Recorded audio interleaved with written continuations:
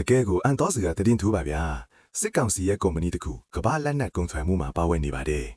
စစ်ကောင်စီရဲ့တွာလက်နက်တွေဝယ်ပေးနေတဲ့ Simpex G ကုမ္ပဏီရဲ့ကမ္ဘာပတ်မောင်ခိုကွန်ရက်ကြီးကို Justice for Myanmar ကဒီနေ့ပဲဖော်ထုတ်လိုက်ပါပြီ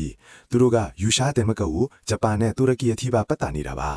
JFM ရဲ့အဆိုအရ Simpex ရွှေဟာယူရှားနဲ့ Mike 17ရဲ့ရင်အစိပ်ပိုင်းတွေကိုအနည်းဆုံး28ကြိမ်ထက်မနည်းတင်သွင်းပေးခဲ့ပါတယ်။ဒါတင်မကသေးပါဘူး။အီရတ်စီးရီးယားနေဆက်မှာတင်စီရမိတဲ့အီရန်ထုတ် drone မော်တာတွေနဲ့ပတ်သက်ပြီးတော့လေဒီကုမ္ပဏီကပါဝင်ပတ်သက်နေတာတွေ့ရပါတယ်။ဂျပန်နိုင်ငံနဲ့ဟောင်ကောင်အဲ့ဒီကနေတဆင့် drone မော်တာအလုံး300ကျော်ကိုသူတို့ရဲ့စင်ကာပူခွဲကုမ္ပဏီကနေတဆင့်ဝယ်ယူခဲ့တာလို့ဆိုပါတယ်။ဒီကုမ္ပဏီဟာပက်ဆို AU မှုတွေကိုရှောင်းလဲဖို့အတွက် SS Technics တို့ SS Techland တို့ဆိုပြီးနာမည်တွေခဏပြောင်းလဲနေတာပါ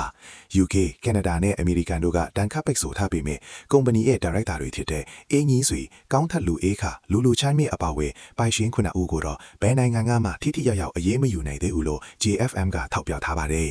လက်ရှိမှာတော့ထိုင်းနိုင်ငံမှာရှိတဲ့ SS Affluence အပါဝဲဒီကွန်ရက်တစ်ခုလုံးကိုပက်ဆို AU ဖို့ JFM ကတောင်းဆိုထားပါတယ်ပြီးသူတွေကိုတိုက်ခိုက်နေတဲ့ရရရန်တွေနဲ့ drone တွေအတက်ပစ္စည်းဝယ်ပေးနေတဲ့ဒီလောက်ရက်ကဟာရာဇဝမှုတွေကိုအားပေးကူညီရာရောက်နေပါတယ်ဒီလက်နက်ဖွဲ့စားတွေရဲ့အကြောင်းကိုမိတ်ဆွေတို့ဘယ်လိုမြင်လဲ comment မှာပြောခဲ့ကြပါဦး